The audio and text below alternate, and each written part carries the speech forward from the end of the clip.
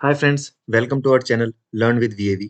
तो आज हम लोग बात करने वाले हैं एक ऐसी कंपनी के बारे में जहां पे हमको अच्छा खासा ग्रोथ पोटेंशियल नजर आता है। बट उससे पहले एक छोटी सी डिस्क्लोजर रिक्वायरमेंट। इस वीडियो में जितने भी हम कंटेंट्स आपके साथ शेयर करेंगे वो सिर्फ और सिर्फ एजुकेशनल पॉइंट पर्पज के लिए हम शेयर करेंगे। इसमें कोई भी हमारी बाय या सेल रिकमेंडेशन नहीं है। अगर आपको किसी तरह का कोई इन्वेस्टमेंट करना है तो we request you please take advice from your financial advisor. हम खुद एक इंडिविजुअल इन्वेस्टर है और इक्विटी मार्केट में हम लोग इन्वेस्ट करते हैं, तो हमारा इस कंपनी के स्टॉक में डायरेक्ट एंड इनडायरेक्ट इंटरेस्ट भी हो सकता है। और लास्ट में 90% traders in F and O segment lose money as पर सेबी रिपोर्ट। तो please avoid trading in F and O segment. चलिए शुरू करते हैं। तो आज जिस कंपनी के बारे में हम बात करने वाले हैं उस कंपनी का नाम है टाटा केमिकल्स। तो कंपनी के बिजनेस के बारे में अगर बात करें तो company was founded in 1939 and they have largest salt work in Asia. They are third largest soda ash manufacturer and sixth largest sodium bicarbonate manufacturer in the world. तो तीसरी सबसे बड़ी सोडा एश कंपनी और sixth largest sodium bicarbonate manufacturer in the world. पूरे world wide इनके 13 plants हैं और जो कंपनी के एमडी एंड सीईओ हैं मिस्टर आर मुकुंदन, ये आईआईटी रुड़की पास आउट है। और अभी हाल ही में इन्होंने टाटा एनक्यू के नाम से एक नई सब्सिडरी स्टार्ट की है जिसका कि मेन बिजनेस है nutritional science business, where they have made production of Fossence, a healthy prebiotic product which is marked to be customers across India, North America, Europe, Middle East and Asia. साथ में अपनी subsidiary Rallis India के through crop protection का business भी इनके पास है। इनकी journey की बात करें तो टिल फाइनेंशियल ईयर 2018 ये अपना डाइवेस्टमेंट इन्होंने किया urea and phosphate fertilizer business का। 2020 में इन्होंने डिमर्ज किया टाटा कंज्यूमर को एंड 2021 के बाद से इनका पूरा फोकस है केमिकल्स की तरफ। फुटप्रिंट्स की अगर बात करें तो all over the world 4 continents में इनके प्लांट्स हैं, एम्प्लॉइज हैं इनके 5000 प्लस, 13 मैन्युफैक्चरिंग यूनिट्स हैं and 3 R&D centres they have with 200 plus scientist. इनके प्रोडक्ट पोर्टफोलियो की बात करें तो इनके पास बेसिक केमिस्ट्री है जिसके अंदर ये alkali products, soda ash, sodium bicarbonate, caustic soda, crush refined soda बनाते हैं, हैलोजन प्रोडक्ट्स, सॉल्ट प्रोडक्ट्स बनाते हैं। स्पेशलिटी केमिकल के अंदर एग्रो साइंस में रैलिस, जिसका 80% रीच है इंडियन डिस्ट्रिक्ट्स के अंदर। ध्यान दें रैलिस इंडिया के अंदर कंपनी की 55% हिस्सेदारी भी है। न्यूट्रिशन साइंस टाटा एनक्यू अभी न्यूली स्टार्ट इन्होंने किया जिसमें हेल्थ प्रोडक्ट्स ये लोग बना रहे हैं। Material science nano zinc oxide जो है इनका जो यूज होता है वो कॉस्मेटिक इंडस्ट्रीज में इसका यूज होता है। अभी कंपनी इलेक्ट्रोकेमिकल के अंदर आई है जिसमें लिथियम आयन सेल्स जो बनते हैं उनमें जो केमिकल लगता है उसका प्रोडक्शन कंपनी स्टार्ट कर रही है जिसके लिए इन्होंने पार्टनरशिप भी की है लाइक इसरो, सीएसआईआर एंड सीएमईटी। इस जो डिटेल है इसका जो सोर्स है आपके सामने है tataChemicals.com about us company profile. आप चाहे तो कंपनी की वेबसाइट पे जाके भी ये सब डिटेल्स एक बार चेक कर सकते हैं।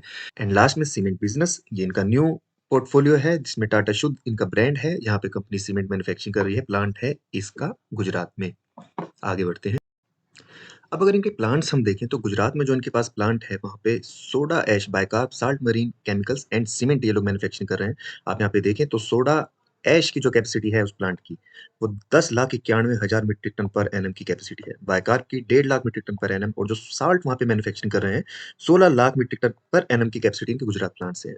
वहीं दूसरी तरफ आंध्र प्रदेश एंड तमिलनाडु में जो प्लांट्स है वहाँ पे भी आप कैपेसिटी अगर देखेंगे प्रीबायोटिक वहाँ बना रहे हैं 5,000 metric ton per annum and speciality silica 10,000 metric ton per annum. Speciality silica ये बेसिकली जो टायर कंपनीज है, रबर कंपनीज है, वहाँ पे ये केमिकल सप्लाई किया जाता है।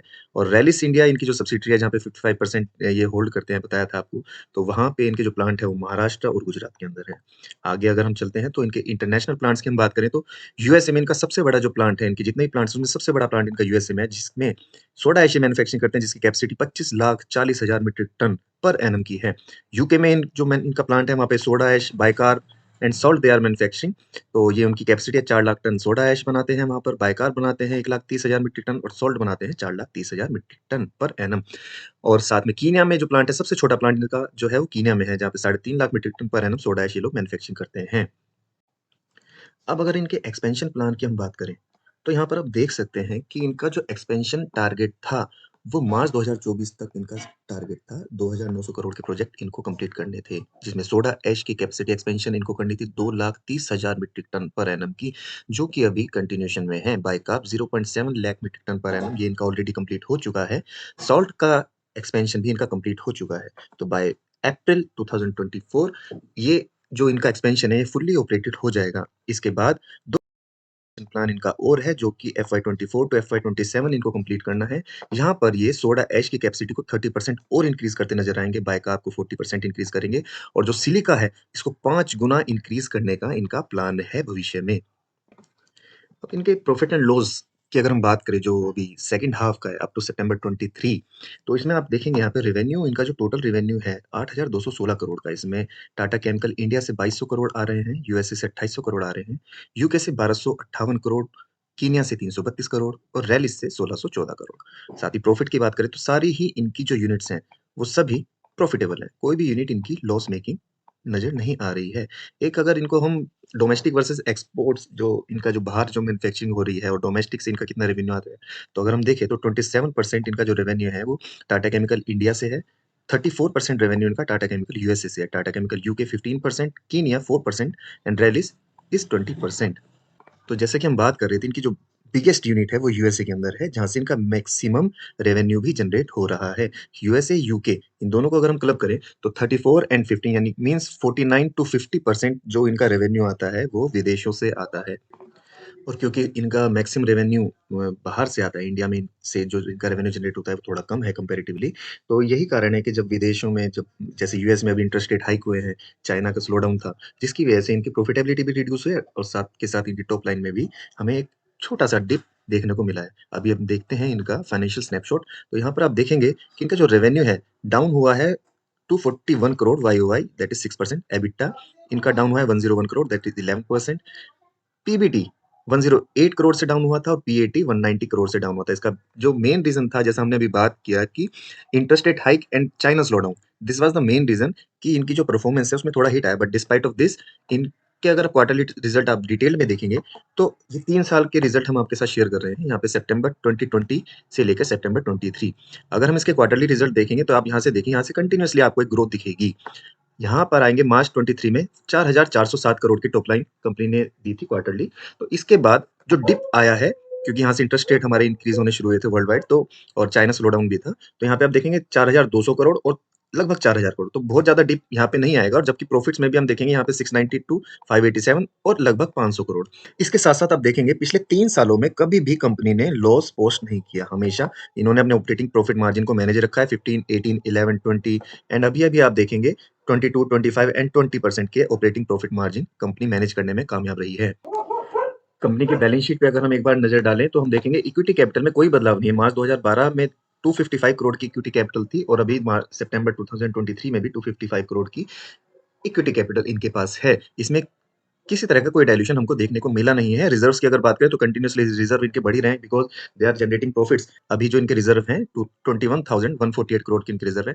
बोरोविंग्स यहाँ पे एक अच्छा काम इन्होंने किया है। मार्च 2020 में इनकी जो बोरोविंग थी 7,700 करोड़ की थी, जो अभी रिड्यूस होके 6,048 करोड़ की है सितंबर में। और अभी हम एक्सपेक्ट कर रहे हैं जो दिसंबर के जो रिजल्ट अब आएंगे क्वार्टर 3 के, तो वहाँ पे आपको बोरोविंग्स में और एक डिप देखने को मिलेगा बिकॉज़ मैनेजमेंट कमेंट्री के हिसाब से कंपनी इस समय जीरो डेट होने की तरफ काम कर रही है।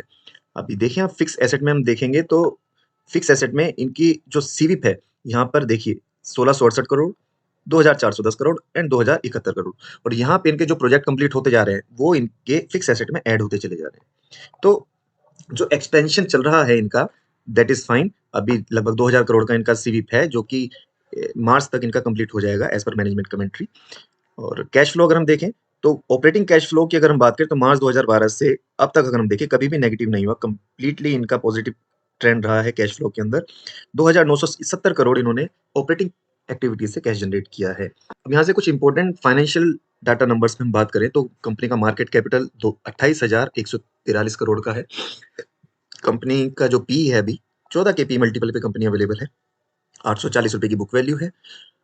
12% आरओई पे कंपनी है, आरओसी 11.6% एंड अगर देखें interest coverage is approximately 6, face value 10, 38% promoter holding है जिसमें प्लेज परसेंटेज इज 0। और अगर यहाँ पे भी आप देखें तो एक साल में जो इस शेयर ने हमको रिटर्न दिया है वो 20% का रिटर्न एक साल में आया है, 3 साल में 32%, जबकि अब 3 साल में नेटवर्थ जो कंपनी की बढ़ी है वो 66% से नेटवर्थ कंपनी की बढ़ी है और रिटर्न हमें मिला है सिर्फ 32%। तो एक एनालिसिस के बेस पे हम ये कह सकते हैं कि अभी भी क्या 30% अपसाइड की गुंजाइश कंपनी के शेयर में है, हो सकता है। और market cap to sales ratio 1.7 which is ये काफी कम है कंपैरेटिवली अगर इसके पीयर्स से हम कंपैरिजन करें तो 1.7 is very low. ROA is 7%, ROE 12%, which is quite. ROE जो 12% की है ये अभी बढ़ने के चांसेस है, बिकॉज अभी वर्ल्ड वाइड जो इंटरेस्ट रेट अब कट होने की बात हो रही है और चाइना भी अपनी जीडीपी को रिज्यूम कर रहा है, तो केमिकल प्राइसेस यहाँ से एलिवेट होंगे। अब रिड्यूस तो नहीं होंगे, बिकॉज दिसंबर हम ऐसा लगता है कि दिसंबर जो था दिसंबर क्वार्टर में ये एक बॉटम हो चुका है केमिकल प्राइसेस को लेके।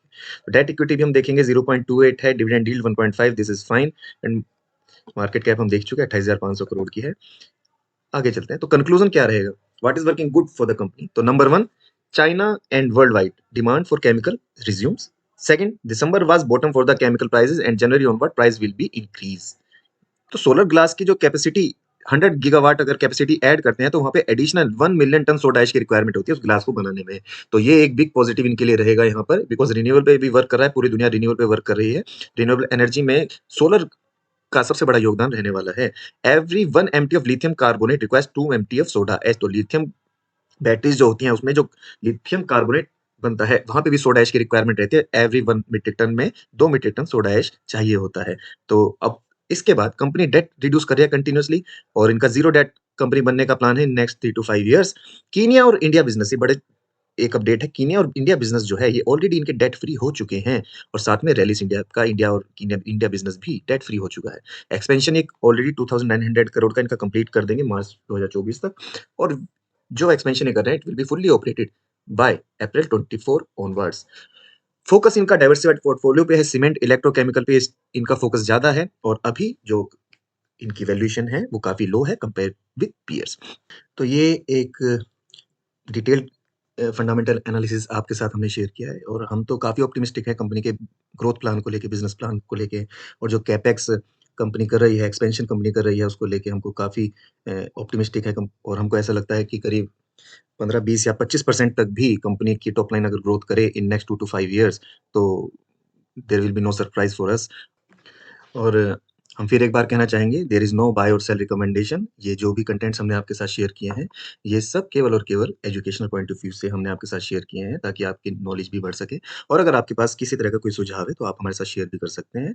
और जल्दी हम एक नेक्स्ट वीडियो नेक्स्ट कंपनी के ऊपर फंडामेंटल रिसर्च आपके साथ शेयर करेंगे। और तब तक के लिए धन्यवाद। ऐसे ही वीडियोस लेने के लिए आप प्लीज लाइक करें, सब्सक्राइब करें, learn with VAV. Thank you.